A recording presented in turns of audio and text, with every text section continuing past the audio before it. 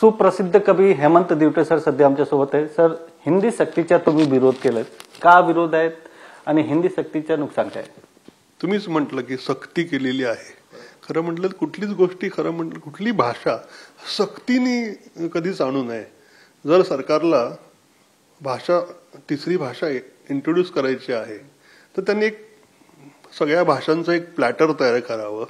म्हणजे सगळ्या भाषांच्या मुलांना असं ज्याला काय शिकायचं आहे त्या सगळ्या भाषा, त्यांचा करिक्युलम हे सगळं रेडी ठेवलं पाहिजे.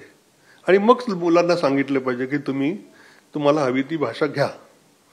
अशी सक्ती एकाच भाषेची, आणि ती पण मराठी सारखीच देवनागरी लिपी असलेली, अक्षर सारखी आहेत, उच्चाराचा थोडा थोडा फरक आहे. त्यामुळे असं होईल की हिंदी जर घेतली, फक्त हिंदीच सक्ती केली हिंदीची, किंवा हिंदी पहिलीपासून घेतली, तर मराठी भाषेचं खूप नुकसान होणार आहे.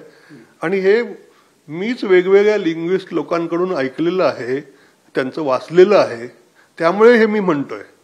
आणि मला माझ्या भाषेच्या बद्दल प्रेम असल्यामुळे, आणि मला बाकीच्या बऱ्याच भाषा येत असल्या तरी मी कविता प्रामुख्याने मराठीतच लिहू शकतो, दुसऱ्या भाषेत लिहू शकत नाही. त्यामुळे माझ्या भाषेचं नुकसान होतंय ही स्वार्थी भावना लक्षात, म्हणजे स्वार्थी गोष्ट आहे ही. खरं म्हटलं तर माझ्या भाषेला काहीतरी होतंय किंवा त्या भाषेबद्दल लोक तिच्यावर आक्रमण होत आहे, आणि त्यावेळेला मी काहीच करत नाही. तर माझी काय कृती करू शकतो, एक लेखक कवी काय करू शकतो? आजच्या समाजात कवीला काहीही स्थान नाहीये. तर माझ्याकडे फक्त एक चुकून मिळालेला एक पुरस्कार होता महाराष्ट्र शासनाचा, 2020ला माझा पॅरानोया संग्रह आला होता त्याच्यासाठी. तर मी म्हटलं हे खारीचा वाटा असतो आपण भाषा वाचवण्यासाठी, तसा मी केला. म्हणजे मला ह्यातून असं प्रसिद्धी पण पाहिजे नव्हती. तुम्ही लोक तू आलास वगैरे, तर मला ही अपेक्षा नव्हती. पण मला असं वाटतं की मी सुरुवात केलेली आहे. बऱ्याचशा कवी लेखकांनी आणि कलाकारांनी सगळ्यांनी समोर येऊन ह्याला विरोध केला पाहिजे. कारण आता इतकी आक्रमणं मराठीने खूप सहन केली, पण हे आक्रमण फारच जवळच्या घरातल्या अशा माणसाचं आहे. बाहेरची परकीय आक्रमण आपण उलटून लावू शकतो, पण हे कसं होतं, भावाशी जे भांडण असतं ना, ते फार त्रासदायक असतं. त्यातून होणारं नुकसान असतं ते नुसतं शारीरिक नाही, मानसिक होतं. तर ही आपली बहीणच भाषा आहे दुसरी, तिला पहिल्यापासूनच लादलं पहिलीपासून तर कठीण होणार. ते खरं म्हटलं तर 5वीपासून चांगलं आहे. नाही तर मग सरकार, आणि ते शिकायच्या पण बऱ्याचशा गोष्टी अवेलेबल आहेत. आपण हिंदी कुठेही रस्त्यावर पण शिकतो. इथलं मुंबईतलंच नाही, पण माझं वडिलांचं गाव आणि हे ब्रह्मपुरी आहे. तर नागपूरला गेल्यानंतर सगळे लोक हिंदीत बोलत असतात ना, कारण नागपूर विदर्भ हा पार्ट होता म्हणजे मध्य प्रदेशचा, म्हणजे नागपूरच राजधानी होता. त्यामुळे तिकडे लोक हिंदीत बोलत असतात. पण त्याच्यामुळे मराठीवर परिणाम झालेला नाहीये. बोलणं ठीक आहे, पण तुम्ही जेव्हा शिकवायला लागता तेव्हा मानसिक गोंधळ होतो मनात, कप्पे करता येत नाहीत. तुम्ही एक पहिली तुमची मातृभाषा पूर्णपणे छान शिकता, त्यानंतर तुम्ही कुठलीही भाषा शिकू शकता. याचं मी उदाहरण आहे. कारण मला हिंदी चांगलं येतं, मला इंग्रजी चांगलं येतं. म्हणजे चांगलं म्हणणं म्हणजे पांडित्य नाही, पण मी कम्युनिकेशन करू शकतो. आणि भाषेचं पहिलं जे आद्य कर्तव्य म्हणतो ते कम्युनिकेशन असतं. कविता लिहिणं म्हणजे पण एक कम्युनिकेशन आहे. आणि मी नव्या भाषेत लिहितो मराठी. म्हणजे माझी मराठी तुम्ही आता विचार केला तर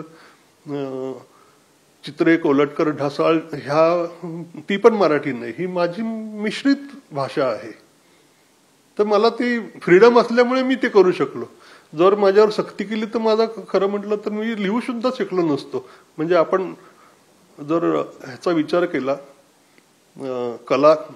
कलाकारांचा जरी विचार केला, लेखकांचा, नाटककारांचा, सगळ्यांचा, तर त्यांना नंतर त्या काळात म्हणजे अजून 25 वर्षानंतर जी मुलं लिहितील त्यांचे फार मोठे गोंधळ होतील. म्हणजे ते हिंदीत पण लिहू शकणार नाही आणि मराठीत पण लिहू शकणार नाहीत. अशा दोन्ही भाषांचं त्यांचं हे कुठली ती दखणी भाषा एक आहे, साऊंड चांगली करते, पण ती खूप वर्षांपूर्वीची असल्यामुळे साऊंड चांगली करते. कदाचित मराठी आणि हिंदीचं मिश्रण होऊन काहीतरी दुसरी भाषा तयार होऊ शकते, पण मग त्यातून मराठी संस्कृती लयाला जाईल असं मला वाटतं. आणि आपला मराठी संस्कृती खूप जुनी सुद्धा आहे. संत परंपरा, मोठा शिवाजी महाराज, एवढा मोठा सर्व धर्म समभाव मानणारा राजा आपला, परत आपल्या मराठी लोकांनी अटकेपार झेंडा लावलेला आहे. आणि खूप कर्तृत्ववान लोक होऊन गेली. म्हणजे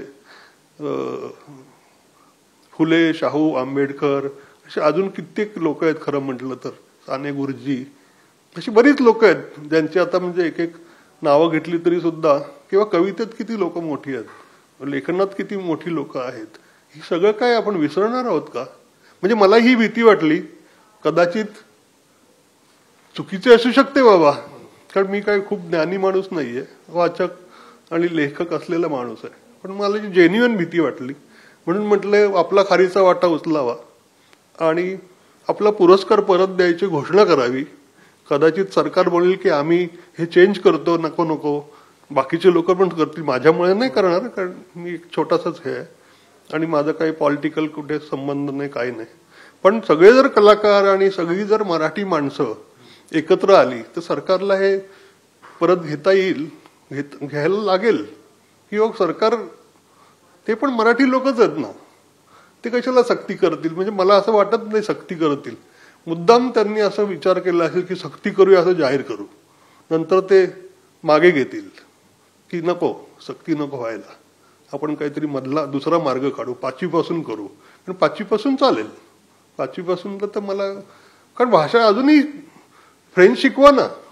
मी तर म्हणतो फ्रेंचपेक्षा, फ्रेंच जरा कठीण आहे, स्पॅनिश भाषा शिकली पाहिजे, चायनीज भाषा शिकली पाहिजे, कारण चायनीज संस्कृतीबद्दल आपल्याला काहीच माहीत नाहीये.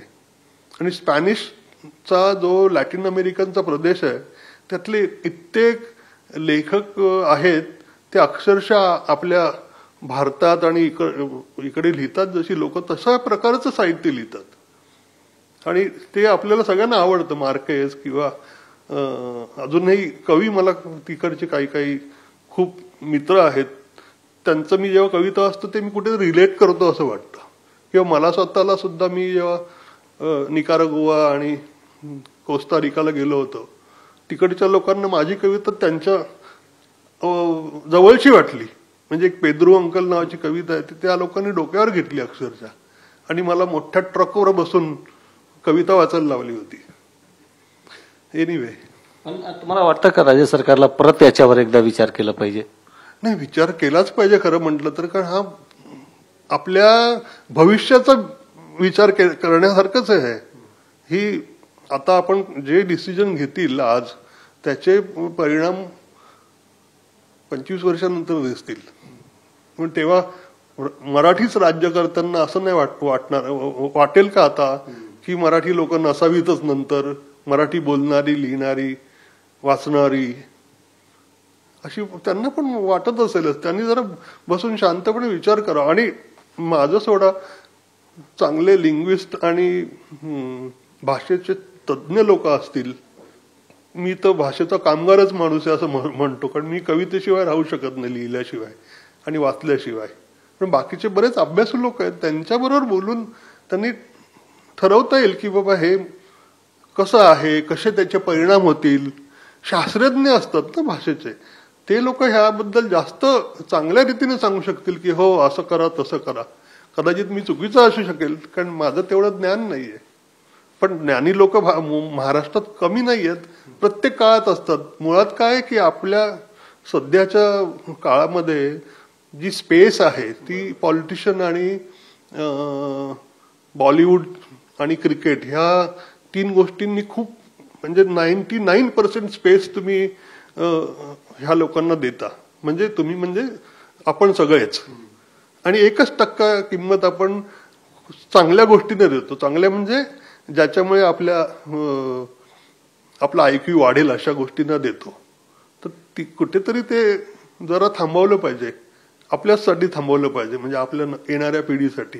तुम्ही पण म्हणजे मीडियानी पण आणि सरकारने तर नक्कीच विचार करायला पाहिजे. कारण शेवटी सरकार आपलं आहे, आपल्याला काही संबंध नाही की ते कुठल्या पार्टीचं आहे किंवा कोण कुठून काय गेलं वगैरे.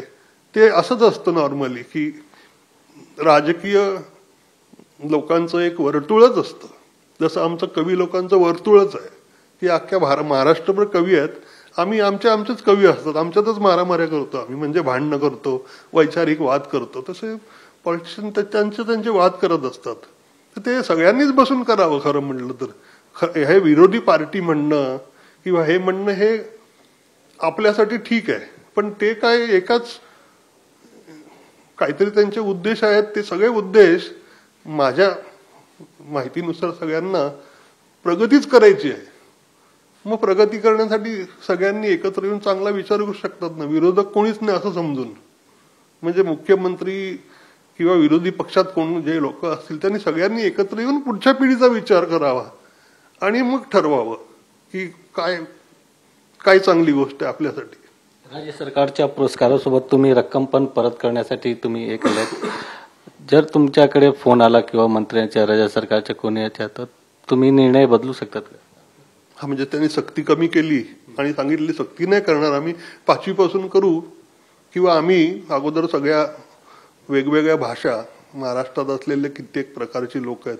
आता मुंबईत 300-350 भाषा बोलतात, तेवढ्या तर आपण शिकू शकत नाही, पण 22 भाषा आहेत ज्या भारतातल्या मान्यता प्राप्त भाषा आहेत. त्याचं जर काही सगळं त्यांनी सोय करून ठेवली आणि प्रत्येक मुलाला वाटेल ती भाषा घ्यायची सोय असेल. मुलांना ठरवायला सांगू नये, कारण लहान मुलं काय, त्यांना कुठली पॅन्ट आणि शर्ट घालायचं ते पण ठरवत नाहीत, ते आई आणि वडील ठरवतात. आणि आताच्या आई वडिलांना प्रत्येकाला नोकरी करायला लागते, सगळ्या गोष्टी महागलेल्या आहेत. त्याच्यामुळे असं 20 लोक एकत्र येतील, ते ठरवतील, मग त्यांना देऊ, असं कधीच होणार नाहीये. म्हणजे ह्याचा खरंच प्रामाणिकपणे विचार करायला पाहिजे ना, की आपण हे शक्य आहे का? बरं, तेवढी आपल्या गावागावातली लोक आहेत, तेवढी हुशार तरी आहेत का, ह्याच्याबद्दल जागरूक आहेत का? तर नाहीत ना. कारण माझ्याच बरोबर असलेली कित्येक मुलं मागे पडून कुठेतरी वेगवेगळी कामं करतात. मी खूप प्रयत्न केले आणि थोडं लक फॅक्टर असेल तर मी आलो वरती, इकडे मीडियातच आलो आणि मीडियामध्ये चांगलं काम केलं म्हणून मी इथपर्यंत आलो की पुरस्काराचे पैसे देऊ शकतो परत. मी तर लेखकांना सगळ्यांना म्हणेन की पुरस्काराचे पैसे देऊ नका, मी देऊ शकतोय म्हणून देतोय. कोणी पैसे द्यायची परत गरज नाही, पण पुरस्कार परत करू शकतं जर काही सरकार आपलं. कारण आपल्याकडे एकच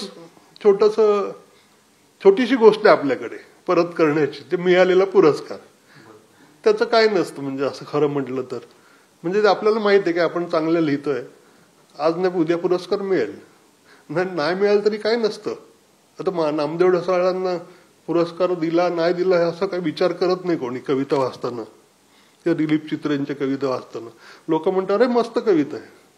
म्हणजे कवितेतल्या लोकांना पण माहित असतं वाचणाऱ्यांना की हा चांगला कवी आहे, हा वाईट कवी आहे असं. त्याच्यामुळे आपण हा विचार करायला नको की पुरस्काराचं काय असतं. पुरस्कार म्हणजे एक पाठीवर थाप, सरकारची थाप असली की अजून बरं वाटतं. चला, म्हणजे आपल्या अख्ख्या जनतेची थाप आहे असं समजूया.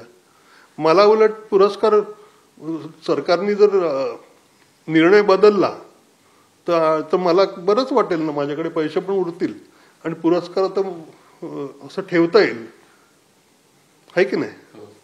खूप खूप धन्यवाद सर तुमचा. कॅमेरामॅन अजय मोहितेसह गोविंद ठाकूर, TV9 मराठी, मुंबई.